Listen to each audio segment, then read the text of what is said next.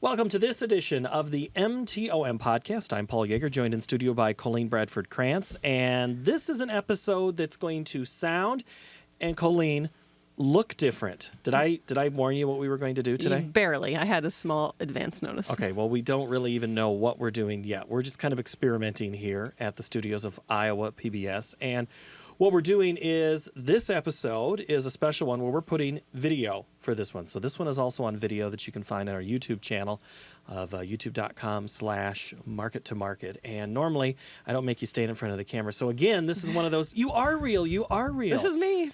Not only did you get business cards. Yes, I have business cards now. I'm legit. And an email address.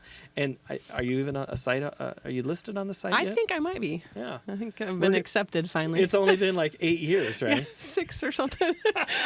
All right. So, Colleen, the last time you were in here, we talked about a story. Really, it was different for us where we talked about the story process more than the story gathering. We were talking about your trip to Missouri. Yes. And that was for the Joey Nelson. And if you want to go back and listen to that one, it's a very good, I thought, I'm biased, explanation of how we came about that Joey Nelson story. Yeah, and what did we call it, Ag Justice or something, Relooking, or I can't remember the name of the podcast. How we got together with Ag Justice or something. Yeah, it was different for us, and it was kind of a fun discussion about that, how we ended up in that story, and unintentionally, and explained how we decided who was interviewed, who wasn't, what we were looking for, what we weren't, and just the natural nature of news, what you find when you're out and about. Exactly. So you were on a second trip to Missouri, not for Joey Nelson, but this was on a different story. You were in Missouri. It just happened to be the right time for the Joey Nelson story. What were you doing in Missouri in the first place? Well, I was actually, I had been working on a story about there's a trucker shortage happening nationally, and I had done a little reporting on that in Iowa, and I can tell you about that, but I also wanted to find a truck driver to interview, and so I ended up going to Missouri to talk to a truck driver from Oregon, Missouri. I always think that's a funny name. Where are you from? Oregon, Missouri? Which one? Oregon, Missouri. Well, isn't there like Jamaica, Missouri? I mean, there's all these other Jamaica, front names. Iowa. Yeah, yes. Jamaica, Iowa. Somebody didn't know where that was the other day. Oh, it's tiny though. You could forgive that. It is 200 people. It's one of those names where you're like, how could I forget Jamaica? And if you've ever been by their sign, they play off that. They play it up a bit. Yeah. So. All right, so you're in Oregon, Missouri. Yes. Or the truckers around there. Around there. It was close to. I was in that area, kind of near St. Joe, and we really went to do an interview with him. The nation is, I think, it's about 50 to 60,000 drivers that they could use. That's a shortage right now, and the projections are it's going to get worse. So we wanted to go talk to somebody who could tell us firsthand about this. And he was interesting because he'd been a farmer up until the 80s farm crisis, and I think had to sell the farm at that point. But went on to become like an EMT, I think, and had several different careers that he enjoyed, and just was not the type that wanted to retire. So he ended up, a friend talked him into driving trucks for his trucking business, and that's his retirement. He spends, he has some short periods, but there's times during harvest, which is when we were there, and he said he was, working 12-hour days or more. And are we talking truckers that are day truckers or over the road, days at a time gone? The truckers from the Alabama song, 18-wheeler, gone for weeks yes. at a time? It's both. The more serious shortage, or the one that's harder to fill, are those overnight ones, those, what they call them, long haul. Long hauls, where they would go jobs. From California to New Jersey and back in a week? Yes, exactly. And partly because, like the man I interviewed, he was, he lived in that area. He liked the idea of doing short trips where he's home every night, and it's nice in agriculture because you tend to have more of those kind of jobs.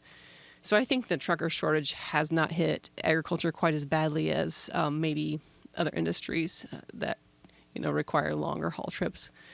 They have discovered that that's the hardest to fill, is those long haul jobs. And it happened to be very close to when you were gone on that trip. I believe, I think it was Frontline had done something about just the struggles and stress that these truckers face and the expense.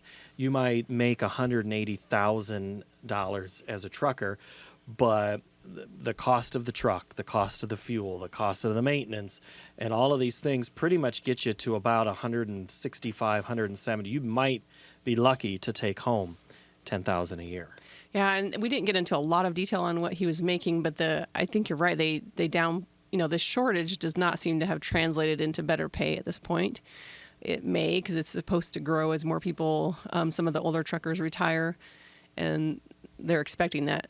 Assuming the economy stays strong where the demand for shipping goods is good still, they think it'll get worse. But yeah, as of now, that nobody seems to have the feeling that it's sort of turned around and caused an improvement on income there. I know where I live is near a trucking company, and I will continually see. It took me the longest time going out to a farm one time east of town, and I see, why are all these trucks with just like 3 or 2 of those big cement barriers were on the back of the truck? And I'm like, what are they going up that Oh, it was test drives and practice with a non-heavy, dangerous, it's still dangerous, I mean, it's a heavy truck, trying to practice, but they're constantly hiring truckers. And I don't know what the retention is at that specific company. Well, it's interesting because I went to Fort Dodge, Iowa, where Iowa Central Community College has a transportation center, and they train truck drivers there. And so we went up there for the day, and, we were there as they were practicing in the parking lot, but they can train you. I mean, if you need trained, I think it was, a day or 2, you could actually be driving, which is a little scary. They don't recommend that. That's right. I hope not. Nope. In this class, we were there, we were talking to some students, and I think it was, I can't remember if it was 11 or 18 weeks. But that's much more in depth, and it was still like watching them try to back a semi-trailer between 2 cones, it looked still challenging, and they're more than halfway through the class when we were there, I think. So, but yeah, it was interesting to watch them try to do that, and the fact that then they, even though they're being trained, they do get trained around town. So I started thinking, I bet the people around that area are cautious about semis. Well, I am too, living not too far from Des Moines Area Community College, which also teaches, I think has some truck driving instruction. And there is a specific intersection where you will see trucks quite often. And the one of the roads I go on it is to a residential area, but it is also half industrial on one side of the street for the majority of the mile. And I know to not go past where the white line is or the sidewalk is, because I know somebody's usually coming wide. Yeah, exactly. And I'm like, you know what? I don't want to do that. Hey, can I just back up just here a little bit? Nope, because you can't. But that's what they're learning. And do we know if they're trained local? Are they staying local? Not necessarily. I talked to one student from Fort Dodge, and he was interesting because he's one that does want to do the long haul. He's from Fort Dodge. He said he's worked at factory jobs and was looking for a change and hasn't really got to travel a lot. So to him, this was the perfect way to sort of travel and see the country, and he was really excited about it. And he got hired. He was only halfway through, I think, and he got an offer from an Iowa company to do those long haul jobs. And so he was excited, and he was set, before he even finished. So the challenges for finding truckers, what would you say are the 1 or 2 major challenges? I would say that the one thing that's new is, I think, partly tied to insurance. You have to have almost a perfectly clean record now, driving record. And so people get closed out before they can even try it if they don't have a perfect driving record. And also just the lifestyle, probably those that don't want to be gone, if they have, family that they want to be with in the evenings, that's a big discouragement. It's, the one guy I talked to, he loves the idea of travel, but some people might enjoy it, but not want to sacrifice time with, a spouse or kids. And it depends, stage of their life. Exactly. Because some, those stories of the husband-wife partnership where they just, that's what they do. They drive across country. In fact, that Frontline story, I think, was a couple that at one time had been tandem drivers where while one drove, one slept.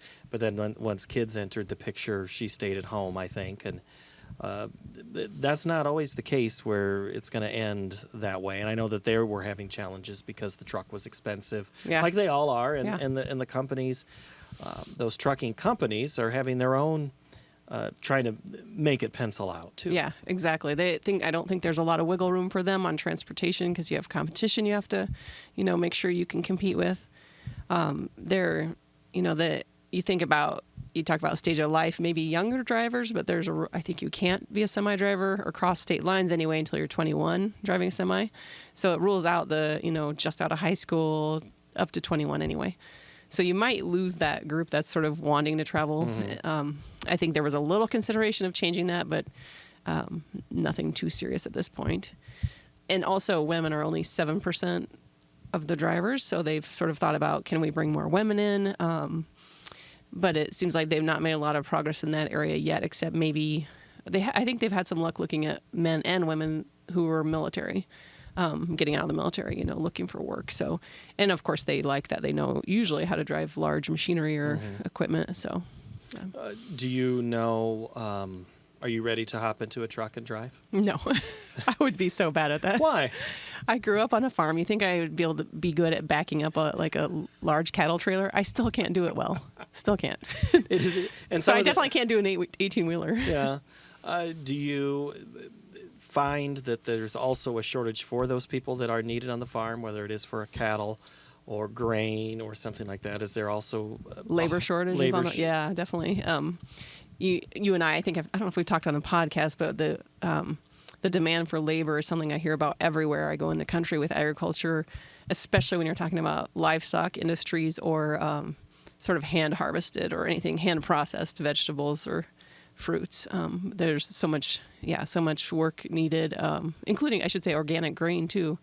So there's, and you just can't find enough people that are maybe either willing to take sort of the hardships of hours or environmental conditions or whatever, working in the rain and cold, or there's just better opportunities for them that maybe pay better. So, what else did you find in your reporting of this story? I think the most interesting thing is I'm not sure where this will go, but we all have seen probably these driver assist technologies where it's beeping when you're going out of the line or vibrating, or it'll stop you from slamming into someone if you're looking at your phone when you're not supposed to be. But I do think that driverless semis are closer than we think. There's one company that's claiming they'll have them. They're going to try for 2020. I'm a little skeptical, but they say they're ready to take the safety driver out. There's already areas where they're doing it with a safety driver sitting there, but they're not driving. It senses cars beside you. It reads the lines.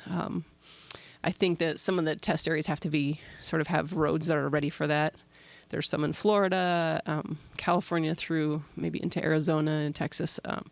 So a lot of the test areas are in those southern areas, probably because of weather conditions. Well, I was just going to say, I mean, we're recording this on a day when we still have snow on the roads. Yeah. It is a concern, and I think I've heard that is a challenge that some of these driverless technologies are trying to overcome. Yeah, I can see that being difficult because if the semi can't see that line, how is it going to follow? Or if it thinks the snow is the line where the plow went through. You could see there being issues, although I did not do an interview with any of those companies to get into greater detail. But it would be one solution in maybe limited areas where I don't know if you'd ever have closed roads for that purpose, but you can imagine how quieter interstate stretches through the desert might be a limited use area. The places where they're testing now, basically. And are they talking long routes, or are they going to maybe just talk something that's inside Florida or just in Arizona or just in Texas? I think for these tests, it seems like they're longer. I mean, they're testing them, like I heard of one that I think goes from California and it goes all the way to Texas. But I think, they have sort of stopping points where they, because they have to refuel. Sure. And I don't know all the details of those, but yeah, I think they're testing them in decent stretches because they will probably want to get a good long test on quieter, southern roads. Mm-hmm. So, driverless technology. I mean, we always think, my kids talk about, well, I'm not even really going to have to take driver's ed because we're, but that's been talked about for years. Yeah. That by 2020 we were going to have driverless everything. Yeah. And we're still afraid of it. Yeah. You'd have to have a lot of trust in computers basically, but also I've heard people say, well, I don't trust my coworkers that much. So I think one of the places I've heard it being used a little more successfully might be where you have repetitive paths, like in a quarry or places like that, where a truck's making this sort of same circle and it's predictable and can be programmed in more precisely rather than send it out on the open road. But well, and I know it's probably been a couple of years already. We had the podcast discussion with the guy who was the driverless cart, where the tractor would be summoned by a button pushed in the combine, and that catch wagon would come and sync up and figure out, and then would go at the same. I mean, but that technology exists to a sense now that they can sync up at the same pace, but not push the button, grab the truck from far away, and bring it in. It'll be interesting to see like how quickly this all moves ahead. I'm a little skeptical too that it'll be real quick, just for liability, if nothing else. You know, the risk to one thing going wrong, but at least some of the companies I looked at seemed to be pretty. They were trying, I think, to be pretty upfront about here's what we still need to work on. Here's what's working well. So I feel like they were at least attempting to be transparent about the possible risk and what needs to be improved still. All right. Well, anything else on that story that we need to work out? I think that covers it. Can I ask you over and over again something, just for the sake of filling time? Sure. No. Let's talk about it again. You have another story that you're working on that we'll get into in a future one, but you went on an interview for that today. So you've always got stuff that you're working on, so I appreciate you carving out a little bit of time today. Absolutely. All right, that's Colleen Bradford Krantz, and this has been the MTOM Podcast. I'm Paul Yeager. That's Colleen. If you have any questions, comments, or feedback, hit us up, please. Market at IPT. See? Oh, yes. I'm still I can't do it I'm yet still either. getting it either. I did it once. Hit us up at market at iowapbs.org, or you can still hit us up on Twitter or Facebook as you see this one. So we'll see it. Give us comments if you like me looking at the camera or ignoring the camera, or Colleen ignoring the camera. I'm mostly ignoring it. Yeah, you weren't looking at it? Not really. You don't want to look at it right there, right now? Oh, a little. Okay, yeah.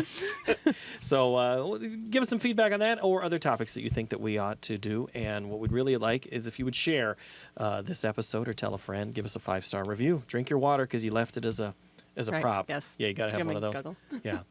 And also, I did hear a funny thing before we go. We did that podcast where we talked about our Thanksgiving foods, and people are still asking me about that one. Yeah. But the thing is with the potato salad, I got new information and opinions about potato salad recently. Are you going to talk about it now? Not or do now. I have to save it? We're going to save it. You're going to make us wait like but cliffhanger? we're going to do that this summer. I promise you. We will do that episode where we discuss that again. Oh, don't let it sit too long. You know how that goes with potato salad. Can't leave it out. No, she's funny. Oh, that was bad. All right, for Colleen, I'm Paul. Thank you so very much for listening. Thanks.